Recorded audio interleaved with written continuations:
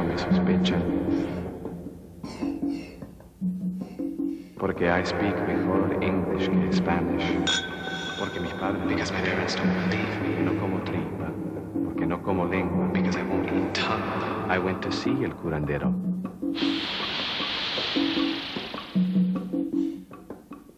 I told him about my therapist and about the numbness in my body, and el curandero said, he tried to steal your soul.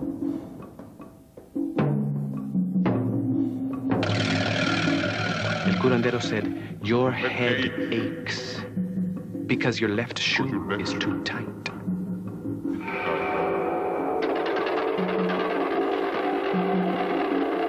As I passed out, el curandero said, the border is...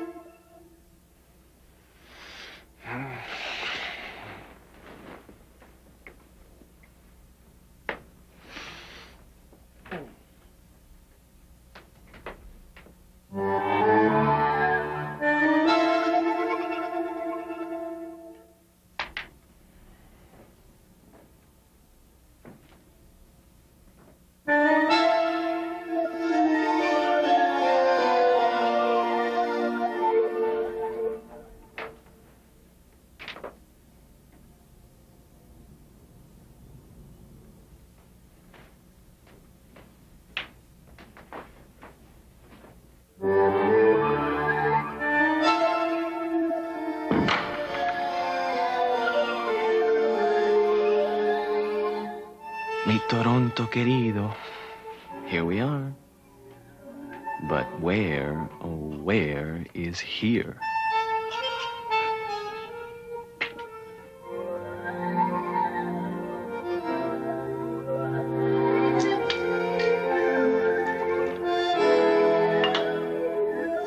The border is... The border is what?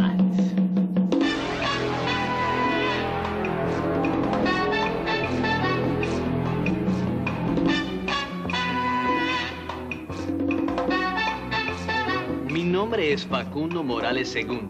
También me dicen el alacrán. Y si me encuentro con un caimán, ustedes saben lo que pasa. My name is Facundo Morales II.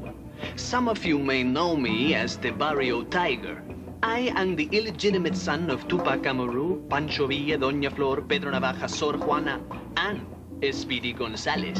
Hey, guys. Now, when I first got here, people would say to me, sorry, what's the name? Facundo. No, man. Facundo. Facundo. Facundo. Wow, they would say to me. That's a new one. Mind if I call you Fac? No, man. Mind if I call you shithead? So, you know, I had to come up with a more saxonical name. And I looked around for a long time till I found one I liked, and when I found the one I wanted, I took it. I stole it, actually. I go by the name Wide Load McKenna now. And I get a lot more respect, ese. I live in the border. That's in Parkdale for you people if you happen to be from out of town.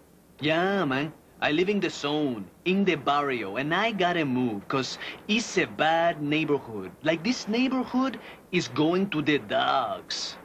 Because there's a lot of yuppies moving in and renovating and making all kinds of noise and staying up all night comparing stained glass. So I gotta move. But first I gotta make some money. So I want to cash in on the Latino boom. Yeah. There's a Latino boom on right now. We are a very hot commodity.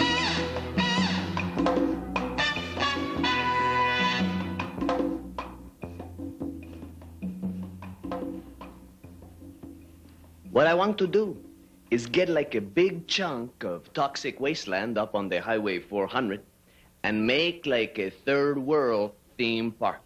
You know, you drive up to like big barbed wire gates with guards carrying submachine guns, and you park your car and a broken down Mercedes-Benz bus comes along and takes you in, under guard, of course. And you can buy, like, for $75, an International Monetary Fund credit card that gets you on all the rides. You know, and as soon as you're inside, you know, like you have to bribe everybody to get anything done, even like just to go to the washroom.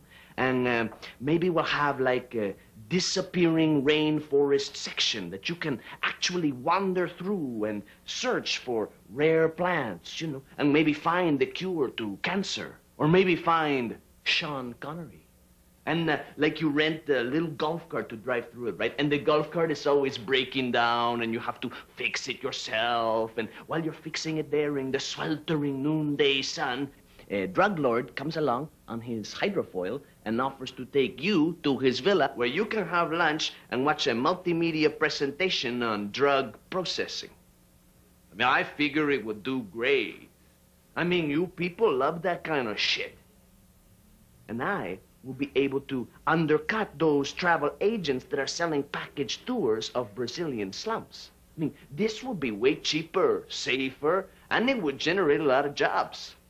And I would make some money and be able to move out of the barrio and get a nice little house somewhere like Forest Hill. Nice neighborhood, quiet. It's a good place to bring up like 15 kids. Forest Hill. Man, I love Forest Hill. You got professionals, you got families, you got professional families. Yeah, man, we could be neighbors. Would you like that? Sure. I am moving in next door to you, and I am gonna, like, wash my Mustang every day and overhaul the engine and get some grease on your part of the sidewalk. And some friends, like about 12, are gonna come and stay with me for a few years. Do you like music? Good. Yeah, how about a Chicano for a neighbor? Liven up the neighborhood. Technically, I don't qualify as a Chicano. I wasn't born in East LA. I wasn't born in the Southwest USA. I wasn't even born in Mexico. Does this make me Hispanic? These terms, Hispanic, Latino, you know, they can be misleading, you know, because they lump a whole lot of very different people into one category.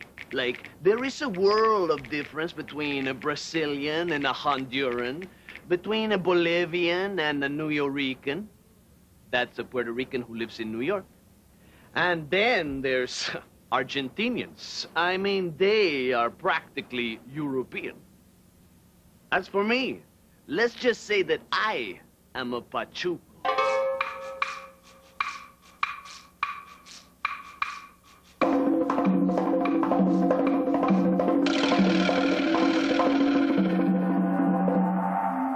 What do you remember now? El curandero asked. I remember the night San Martín se fue sin despedirse. I remember a gang of boys who wanted to steal my leather jacket, even though we all spoke Spanish. A gang of boys who taught me I could be a long-lost son one minute and a tourist the next.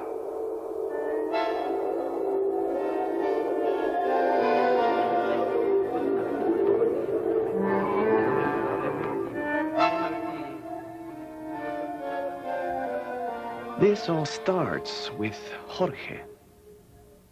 After I'd been in therapy for a few months, Jorge suggested I go see El Curandero. I wasn't keen on the idea, being both skeptical and afraid of things like witch doctors, but Jorge was persuasive and lent me bus fare enough to get me at least as far as the border.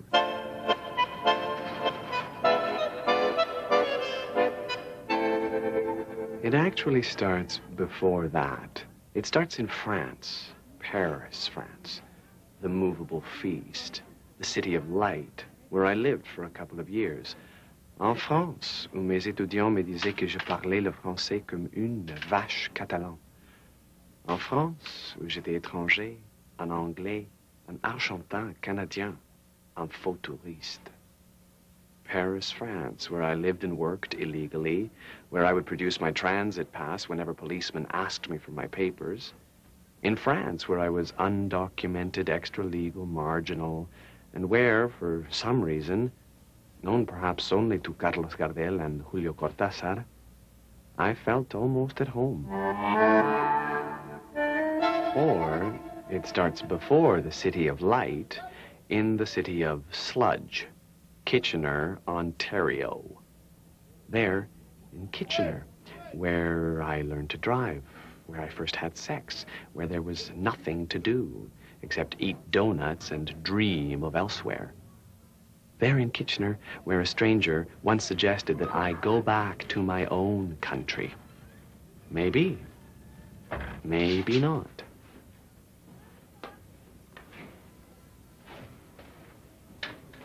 Maybe it starts with Columbus.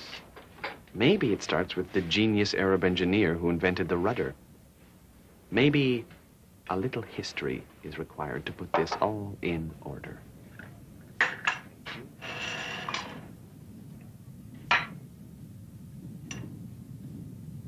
Our history begins approximately 200 million years ago in the Triassic period of the Mesozoic era, when the original supercontinent, Pangaea, broke up and the continents of the Earth assumed the shapes we now recognize. 5000 BC, the first settlements appear in the highlands of Mexico and in the Andes Mountains. 1500 BC, the pyramid at Teotihuacan is built.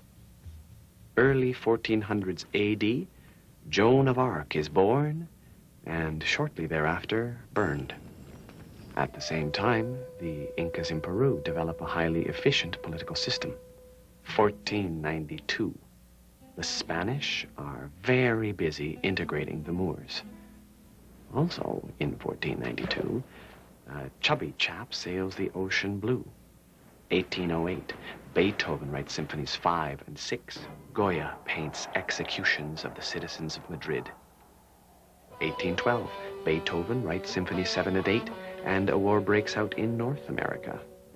1846, the U.S. attacks Mexico. 1863, France attacks Mexico. 1902, the U.S. acquires control over the Panama Canal, and Beatrix Potter writes Peter Rabbit.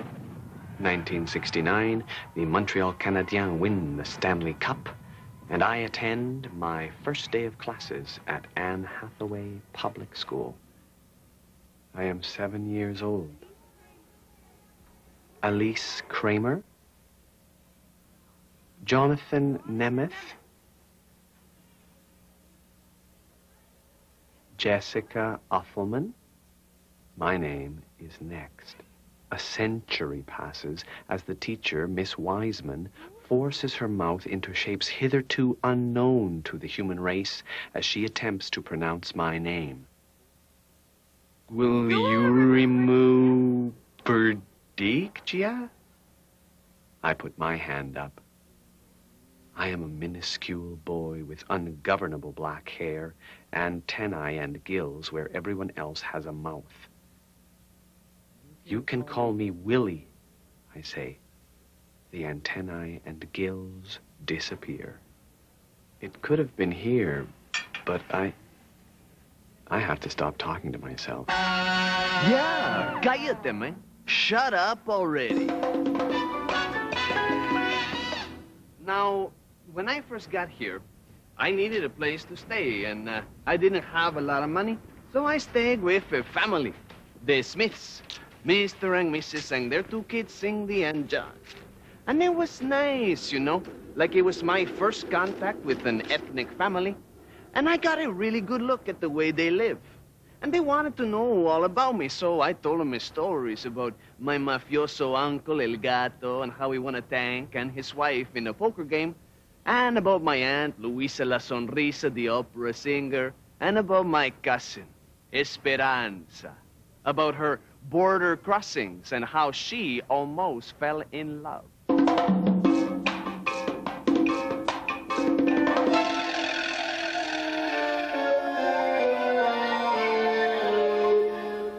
I told the doctor, I feel different. I feel wrong, out of place.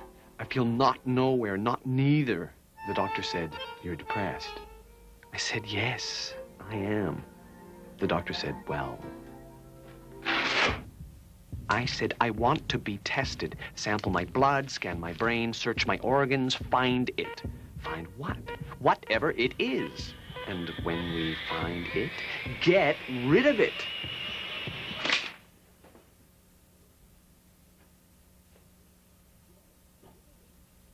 They didn't find anything. Everything's absolutely normal, I was told. Everything's fine. Everything is where it should be. I am not fooled. I am a direct descendant of two people who once ate an armadillo. Armadillo has a half-life of 2,000 years. I mean, you can't tell me that's not in my bloodstream. Evita Perón once kissed my mother, and that night she felt her cheek begin to rot. You can't tell me that hasn't altered my DNA. Las tardecitas de Toronto tienen ese, qué sé yo, viste, a perfectly average afternoon, nothing out of place, when who should appear from behind a tree but me? Oye, you know, I like you Saxons.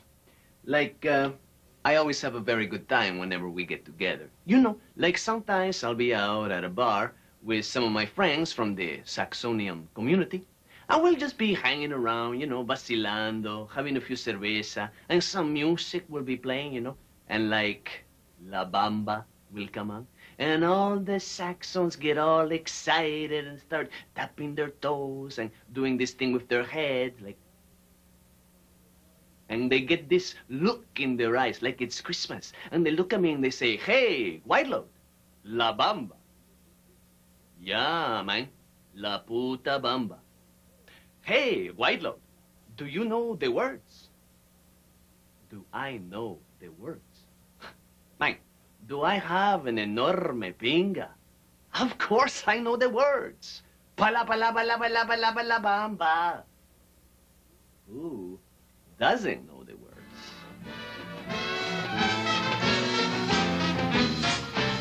I have to say that I love the way you guys dance. I think you Saxons are some of the most interesting dancers on the planet. I love to go down to the club, you know, and just watch you guys dance because you are so free. Like nothing gets in your way. Not the beat, not the rhythm, nothing. What I especially like to watch is like some Saxon guy who's dancing with a Latin woman. Because, you know, she's out there and she's having a good time, she's smiling, she's doing a little Q-bop step, you know, and the Saxon guy, he's making like a big effort to keep up. He's trying real hard to move his hips independently of his legs and his ribcage.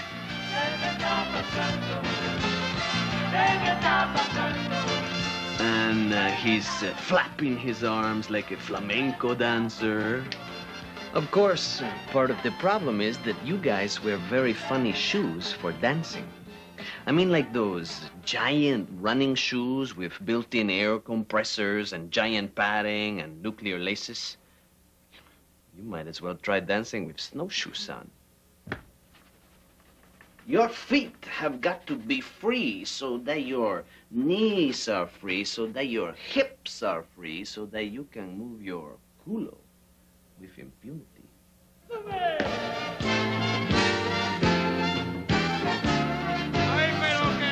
There they are, dancing away, the Saxon guy and the Latin woman, or the Saxon woman and the Latin guy. And the Saxon, you can see the Saxon is thinking to themselves, wow, he, she can really dance. He, she can really move those hips. He, she keeps smiling. I think he, she likes me. I bet he, she will be really great in bed.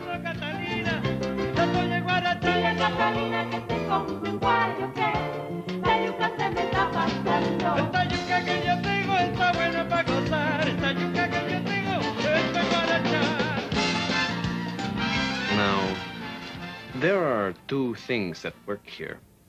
And the first is that whenever a Saxon and a Latin have sex, it is going to be a mind-expanding and culturally enriching experience. Porque nosotros sabemos hacer cosas que ni se imaginaron en la Kama Sutra. Porque nosotros tenemos un calor, un sabor, un ritmo, un tumbao de timbales, de conga, de candomble, de quilombo, una onda, un, dos, tres, un, dos. ¿Saben? That's the first factor. And the second component is the exotica factor, the Latin lover fantasy. And I will let you, good people, in on a little secret. Latins are no sexier than Saxons. Well, maybe just a little. But the difference is this. We like it a lot. And we practice a lot. Like we touch every chance we get. Now, I don't want you to get the impression that I am picking on you people. Nothing could be further from my mind. I have the greatest respect for your culture, you know, and every culture has its own fertility dance, its own dance of sexual joy. You people have the Morris dance. And, you know, you go to a Morris dance festival, and it's the Latinos who look silly. Now, you have the Morris dance. Very sexy dance, you know. A bunch of guys dress up like leprechauns with bells on their ankles and hopping around and every once in a while swinging at each other. You have the Morris dance, and we have the mambo, de rumba, de cumbia, de son guajiro, de son changui, de charanga, de merengue, de samba, de salsa, de tango, de guaguancó, de... Shall I continue?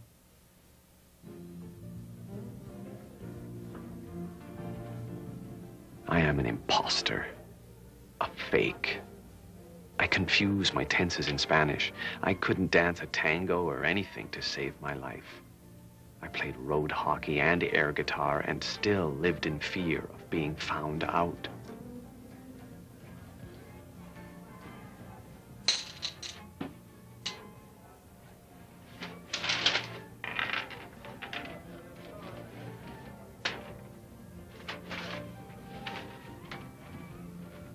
All sides of the border have claimed and rejected me. On all sides I have been asked, how long have you been? How old were you when? When did you leave? When did you arrive? As if it were somehow possible to locate on a map, on a blueprint, on an airline schedule, the precise coordinates of the spirit, of the psyche, of memory. As if we could somehow count or measure these things. These things cannot be measured. I know, I tried. These things cannot be measured. We all tried.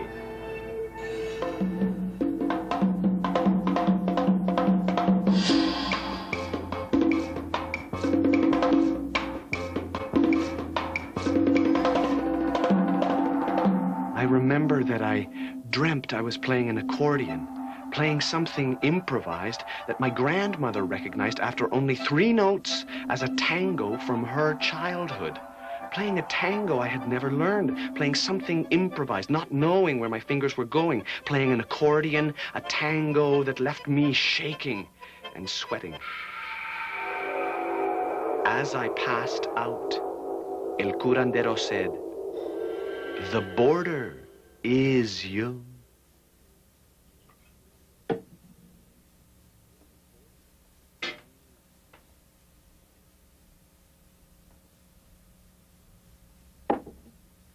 To sleep, to dream. Aye, there's the rub, loco. I dream of Mount Aconcagua, of Iguazu, of Ushuaia and condors, of the Sierras yellow and green, of bay, orange, quebracho and ombu trees, of running, sweating horses, of café con crema, served with little glasses of soda water, of the smell of particulares 30, of the vineyards of Mendoza, of barrels full of ruby red vino tinto, of gardens as beautiful as Andalusia in the spring. I dream of thousands of emerald green parrots flying alongside my airplane. Parrots just like the ones that flew alongside the bus as I traveled in the interior.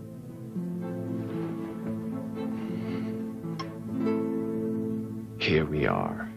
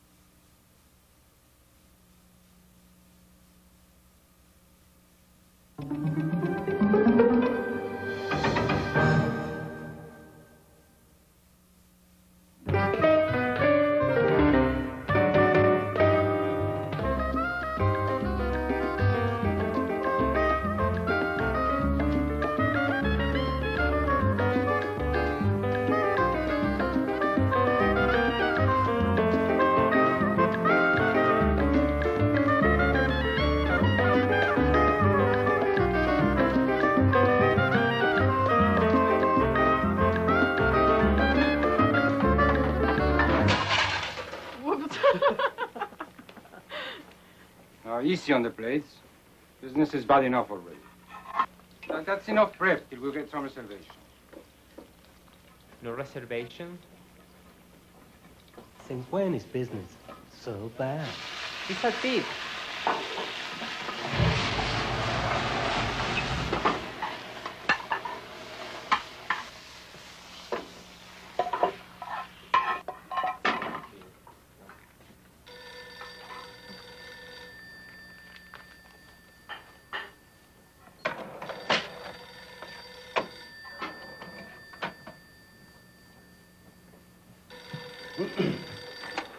Hello? It's called a moxie. Oh, hold on. Christy? Yeah? A-M-O-X-I-L. Got it. Okay, hurry up. I'm on my way. Don't worry.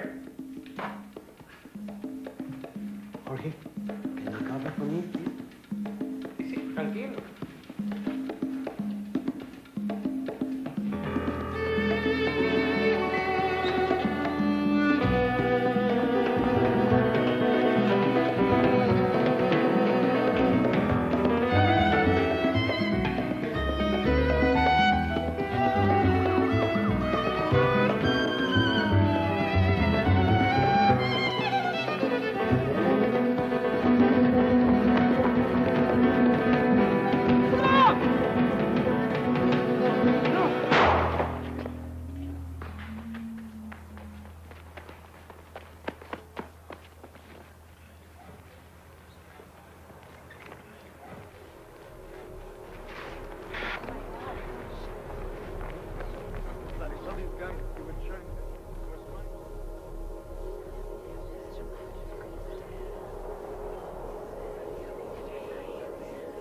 They're your family, too.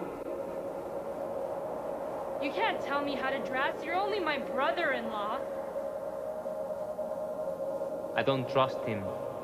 I wish you make an effort.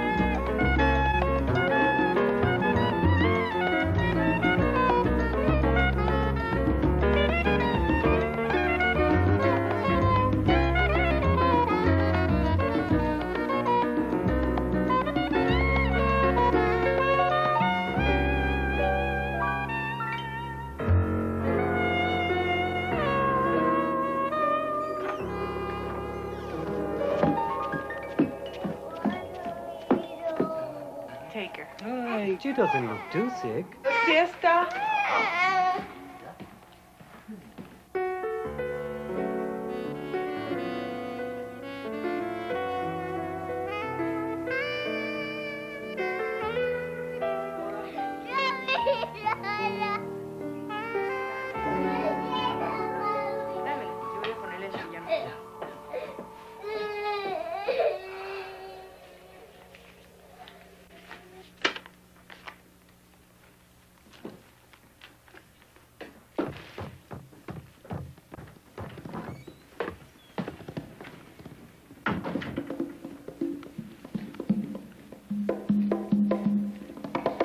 ¿Qué estás haciendo con mi cartera?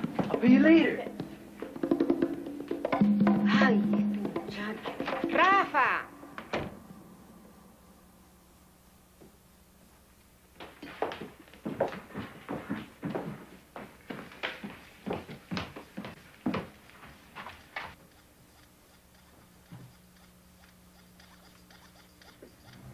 Bendice, Señor, este alimento y provee alimento a todo lo que necesita. Gotta go.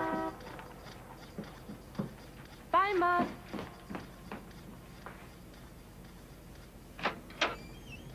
Hey, babe. What's to become with his family?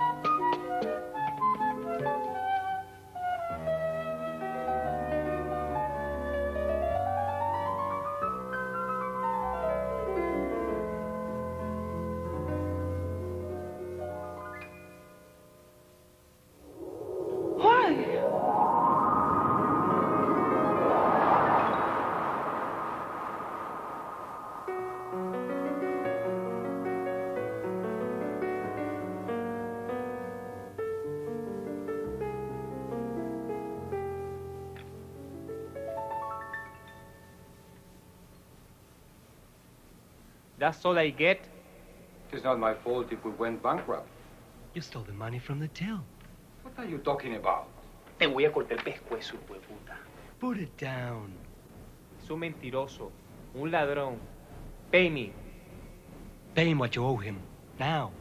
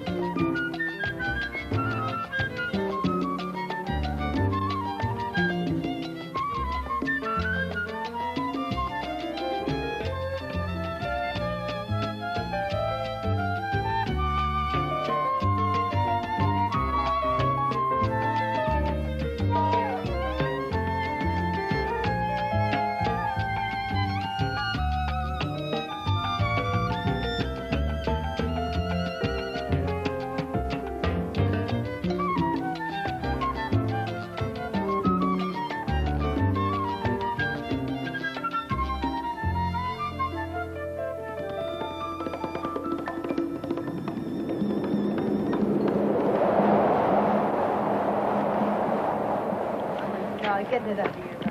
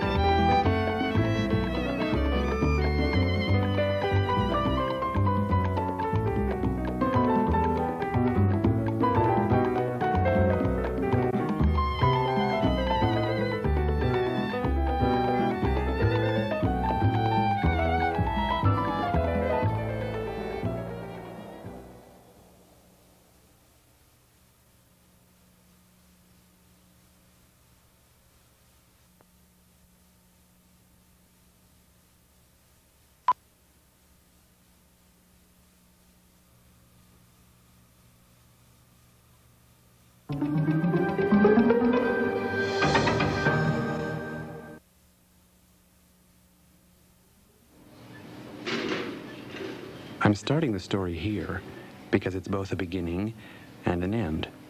The end of my leading role in a medical comedy of errors, and the beginning of a whole new topic.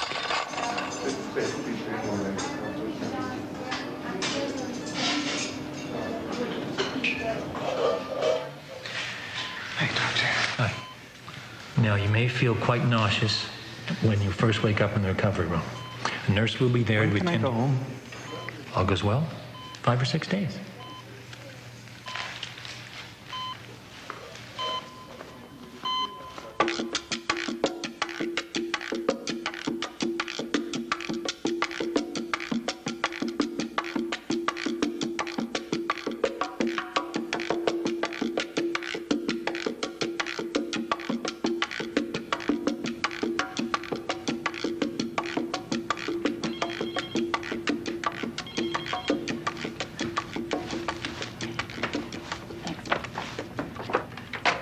Any luck? Tee off time 4:33. Thanks. Pedro Suarez?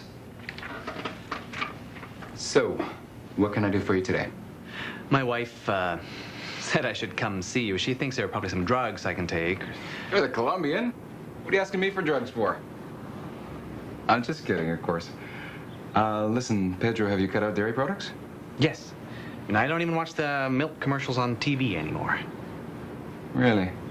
And you're taking your Metamucil? 3 times a day. There's no room left in my stomach for food. Fiber, fiber, fiber. That's the ticket, Pedro. Metamucil binds as it softens. And, what about your stools? You still having the same trouble? Wait. Yes and no. I mean, you know. How long has all this stomach trouble been going on? About 2 years, I guess, since I first came to see you. Really? I think maybe it's time that you saw a specialist. Nancy is going to set up an appointment for you. Okay, thanks. Oh, wait. I got a joke for you. This guy goes in to see his doctor, and he says, "Doctor, my ass is killing me. You got to help me." Doctor looks at him and says, "What's wrong with your ass?" That was the second time he'd told me that joke, but it was the last time I saw Dr. Barker. Next came Dr. Gilbert, the specialist, the one who told me, Well, the good news is you don't have cancer, Pedro. You have irritable bowel syndrome. Eat a lot of fiber?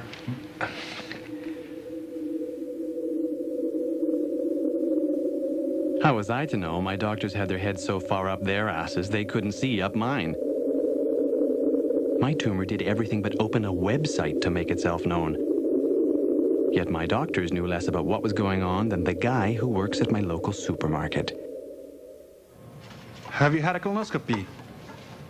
I don't know. They did some tests. I'm not sure. Oh, I'm sure you know. I mean, they put a small medical camera up your... Oh, no. They haven't done that one. And if they do, I don't want to see the photos. But, I think you should. I mean, podría ser algo en serio. Well, thanks for the advice. How do you know so much about this? I mean, have you... I'm a doctor. Well, at least I was in El Salvador. Claro. Bueno. Gracias. Suerte. Gracias.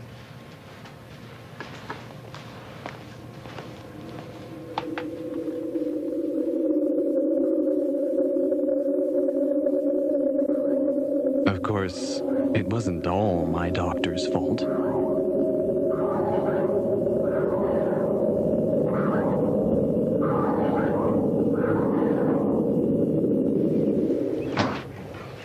Parece muy bien. Why don't you take this upstairs and finish up there? When you're done, vamos a comer. Okay. Just rice for me, please, honey. So did you call Dr. Gilbert again to book a colonoscopy? No, not yet. Why not? Because I'm tired of talking to strangers about my shit. Pedro, he's a doctor, not a stranger. I don't care. It's not anybody's business. It's not even yours. Pedro, I don't give a shit about your shit. I'm worried about you. Why aren't you more worried? That's what I want to know. We already know it's not cancer. Pedro. Look, I just don't want anybody sticking a camera up my ass, okay? We are talking about your life. Our life. What if it's something else? Something serious? Come on, Robin, don't start freaking out. Somebody has to. What's it going to take for you to start freaking out? You'll collapse on the street tomorrow and wake up in an ambulance? Would that help? What is cancer?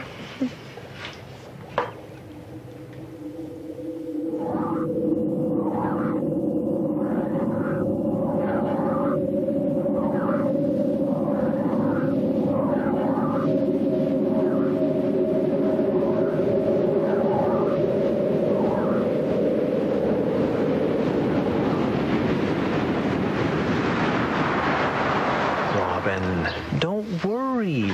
The biopsy showed it's just a benign cyst. I'll be in and out of there in a couple of days, and then this will all be over.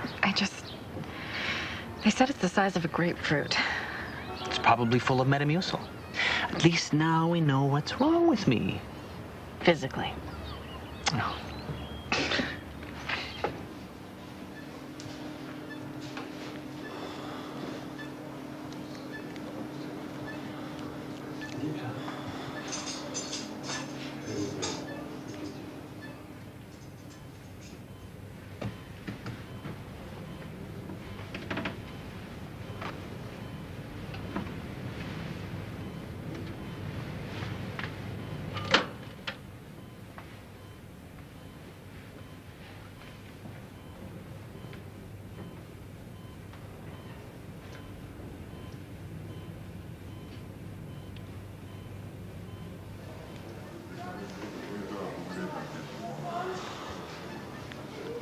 Feels like home.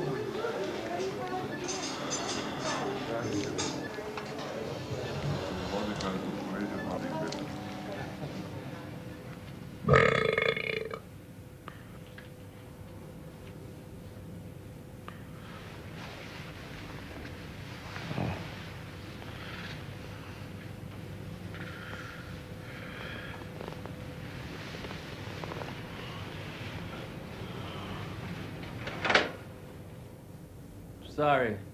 I didn't mean to wake you. Have you seen my wife? She left a few hours ago. Is she coming back? Not tonight. She's coming back tomorrow? Yes, I think so. Oh, good.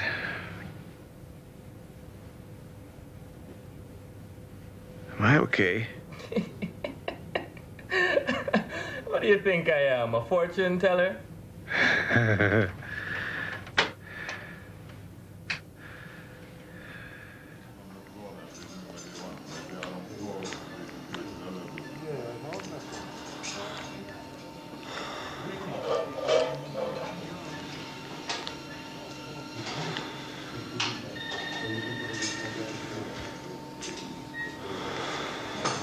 The epidural is fantastic. Now I know why women love these things so much. You know, I think I'm willing to have our next baby. Don't look so worried. I'm not pregnant. Hey, what's wrong? Nothing. I can't believe Dr. Stein hasn't been in to see you yet, though. But I, for one, am glad. He is a very evil man, Robin. Do you know what he did to me? He attacked me with a knife. Look, Dr. Stein. Good morning. This is Dr. Field, our intern on the ward. Nice to meet you. So how are you feeling today? You want me to spill my guts? Have you had a chance to explain anything about the operation yet? I was waiting for you. I apologize for taking so long to get to you.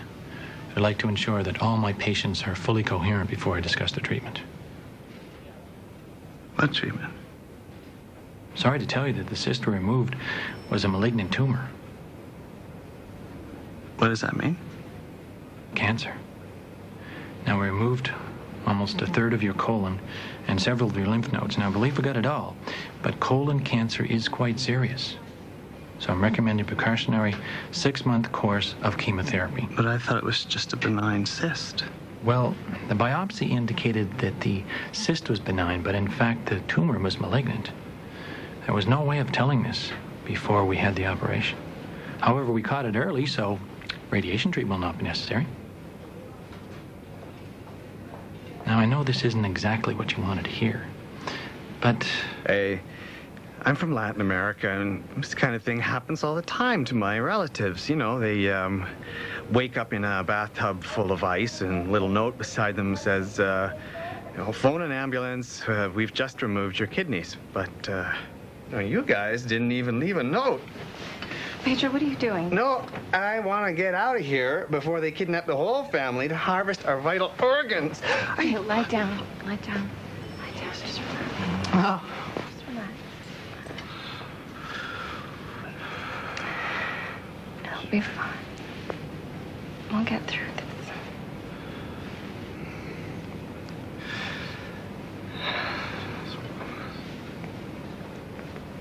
Mr. Suarez. Mr. Suarez, are you awake? Yes, I am. Good. Time for a walk? That's okay. Why don't you two go without me? Oh, no, you have to go for a walk. I don't want to go for a walk. He has to go for a walk? Yes. Here you go. There's your slippers. All right. Oh, thanks. Coming down. Good. Very good. You're up. Ooh. Ooh. Now hold on tight to your Take your arm. Good. Very good. Ow. Nice and steady. Do you have my robe? Can you cover up One my... step at a time. Very good. How is that? Ow. Steady.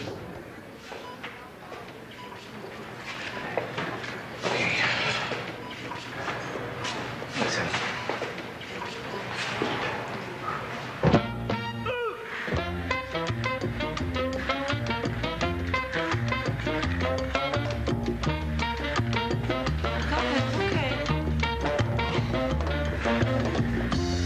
Greetings, fellow Martian.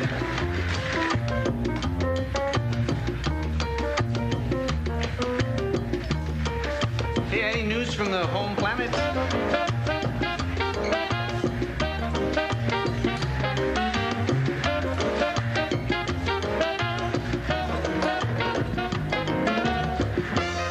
Nice plasma.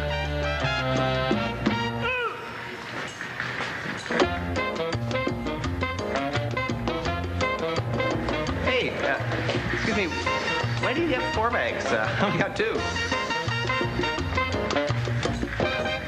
I pay taxes too, you know.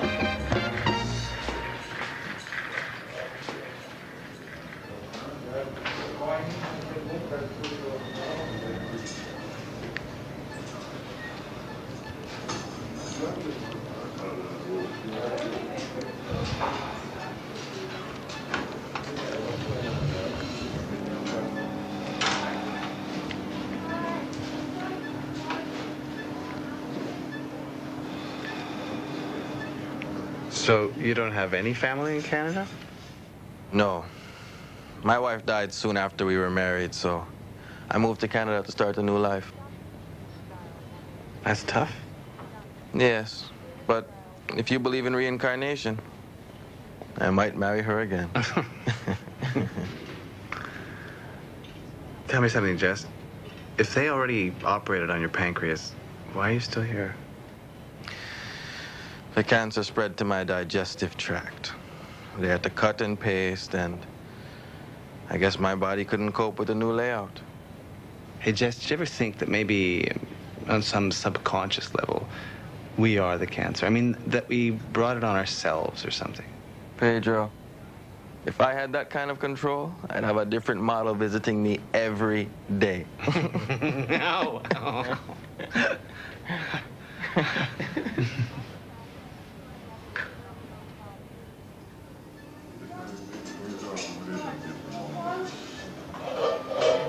Feels like home. Chicos, no jueguen con eso. Toma, toma esto.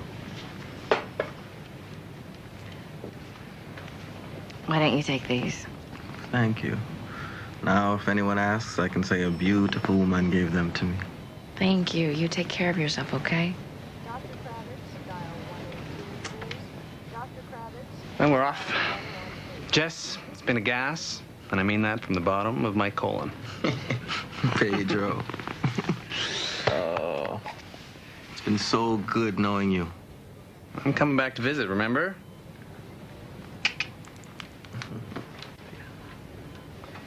Okay, Tipo, Mara, you got the bag? Can you grab my purse? Sure.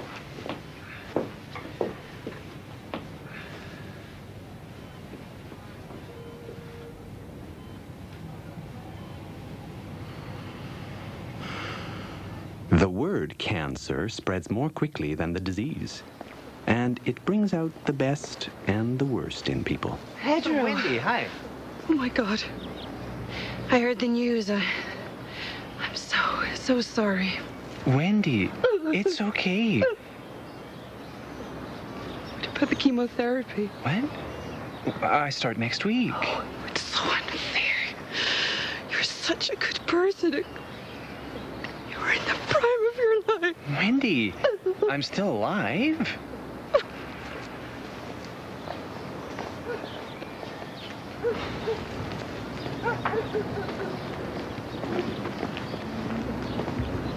Hey, Mark. Pedro, hi. How are you? I'm good. Are you working around here? Yeah, I'm just doing some drywall at number 87 over there. So, how are the kids? Good, good. They're fine. Mark, it's okay. I've heard the news. The news? About what? About my cancer? I'm sorry, man.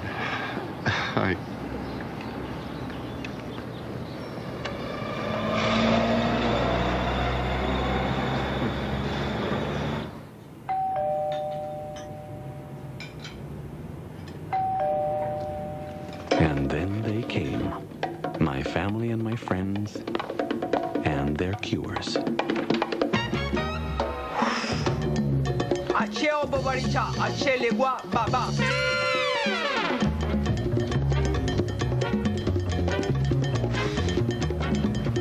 Pedro, it's red clover tea.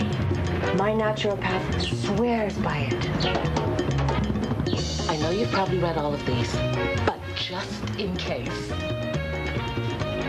Mommy! Padre? Mijo. Dominos vobiscum tecum tuo. It's made from mushrooms from the Arizona desert. Pedrito, the Navajo people has been using it for centuries. I'm bringing you chicken soup. It's a cure-all. These stones are from the sanctuary of the Virgin de la Caridad del Cobre, the patron saint of Cuba. You hold them up against your body, then you rub them around your chest and your neck and your cheek. You let them fall all over your body. I've got exactly what you need. Colombian. British Colombian. But still got the accent, you know what I mean. They are monks that live in the Andes Mountains in Bolivia. You agree on a time, and then they astral project themselves to another planet, and they cure you. Welcome back. Did you have a nice flight?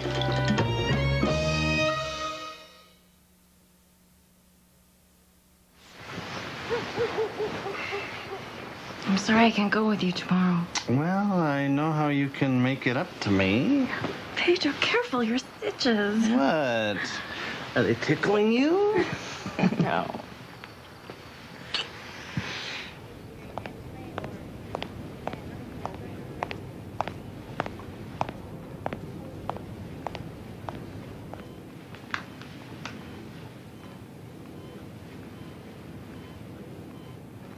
Sorry.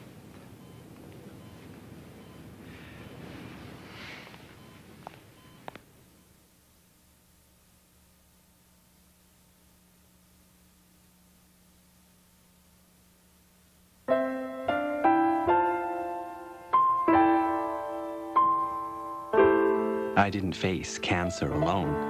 I gained strength from family, friends and loved ones, from the nurses and surgeons, and most of all, from other people struggling with the disease. The care, concern, information, affection, and humor you share with your fellow patients and survivors creates a powerful web of support. Powerful, but delicate all the same, because at any moment, one of the strands can break.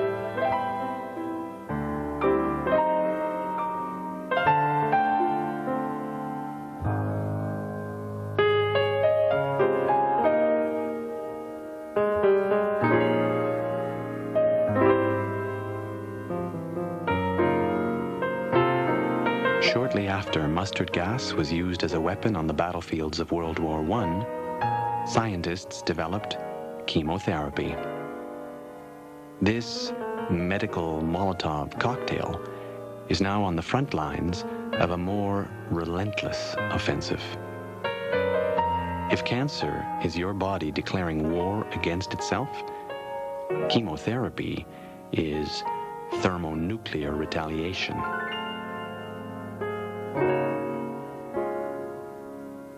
There's an unbridged gap between Western medicine and our spiritual selves. I wanted to want alternative treatments, but quickly realized I had more faith in numbers. And statistically speaking, chemo has the numbers on its side. But there's a high price to pay for choosing this route. When you treat the disease in this purely physical way, within the limited terms of the Western medical system, the soul can't help but feel neglected. Steady. Come on. Oh, that's good. Give me my popsicle. I need my popsicle. Want a cherry? Oh, come on. I want a banana. Don't we have any more We bananas? don't have any bananas. Yes, we have no bananas today.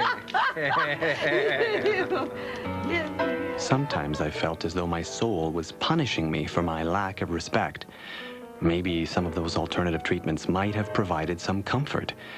But by the time I understood that, I was already dealing with questions that no doctor, priest, healer, cure, book, alien, or treatment could answer for me. The questions that I ask myself, only I can answer.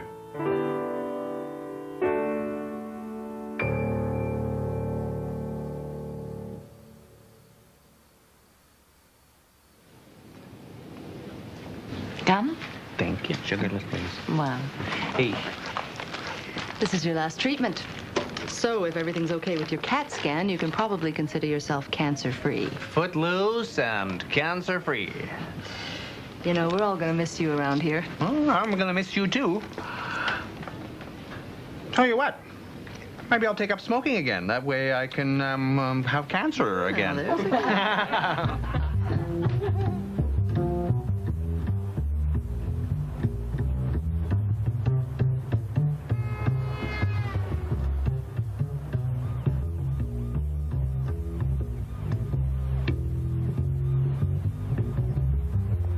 Well, I didn't need the cigarettes, because it didn't really go away. Somewhere along the line, I unwittingly entered into a contract with cancer, and now it's my lifelong creditor. Every so often, it's going to come after me for payment. A lymph node, a liver. In exchange for whatever body part it wants, I get to stay alive. More alive than I was before. Somehow, and I'm not sure exactly how, I owe my life to cancer.